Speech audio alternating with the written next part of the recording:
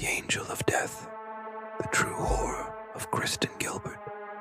In the cold, sterile corridors of the hospital, where antiseptic hangs heavy in the air and hope clings to the beeping rhythm of heart monitors, she walked with the grace of a savior, a white uniform, a warm smile, a gentle voice. To her patients, she was a blessing. To her victims, she was death in disguise. Her name was Kristen Gilbert, a registered nurse at the Veterans Affairs Medical Center in Northampton, Massachusetts. But the staff would later whisper another name, the Angel of Death, the girl who wanted to be noticed. Kristen wasn't like other children. From her teenage years, she was known for compulsive lying, attention-seeking, and emotional manipulation. She faked suicide attempts, threatened others, and thrived on chaos. Her college records even urged a psychological evaluation after one of her more theatrical attempts. But Kristen had a plan. If she couldn't earn love, she would force it. And if she couldn't control people with the charm, she would control them with fear. A perfect nurse with a deadly secret. In 1988, she joined the hospital staff. She was the perfect hire. Professional, intelligent, seemingly compassionate. Patients trusted her. Colleagues liked her. She had a kind face, and she knew how to use it. But something dark stirred within her.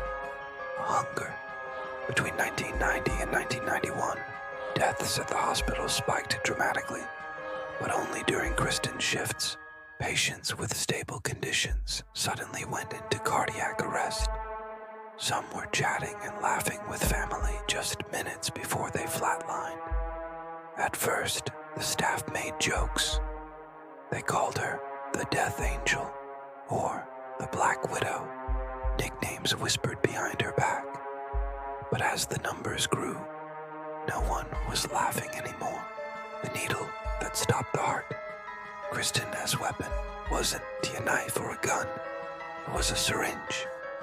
She administered fatal doses of epinephrine, digoxin, and other drugs that induced heart failure almost instantly. The deaths looked natural. There were no bruises, no trauma, just silence. Only one problem. The drugs kept going missing. A head nurse grew suspicious. Inventory was off.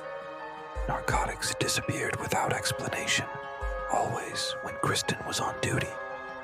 When she confronted Kristen, there was no fear in her eyes, only a calm, disturbing confidence. A hidden audit revealed forged reports, tampered charts, and empty vials hidden in the trash. And that was only the beginning. Murder for love. During the investigation, a disturbing truth surfaced. Kristen was romantically involved with the hospital's morgue transporter, the man who wheeled away the dead. She wanted to see him more often, so she created more death. Every time a patient went into crisis, he was called. Every time a heart stopped, their twisted reunion began. Psychiatrists later described her as a narcissistic, attention-starved manipulator with a god complex. She didn't just want love, she wanted power. And power for Kristen Gilbert came through death. No remorse, only silence. In total, she was linked to over 30 suspicious deaths. Only a handful could be definitively proven, but those were enough.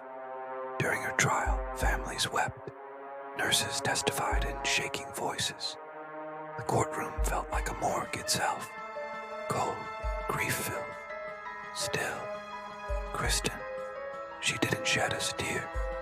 When the judge sentenced her to life in prison without parole on March 26, 2001, she turned, smiled faintly, and whispered, "Now everyone's paying attention. The horror beneath the halo." To this day, the hospital halls remember her. Some say the rooms where her patients died still feel wrong. A chill, a whisper, a faint scent of antiseptic, and something else. She came as a nurse. She left as a legend of death.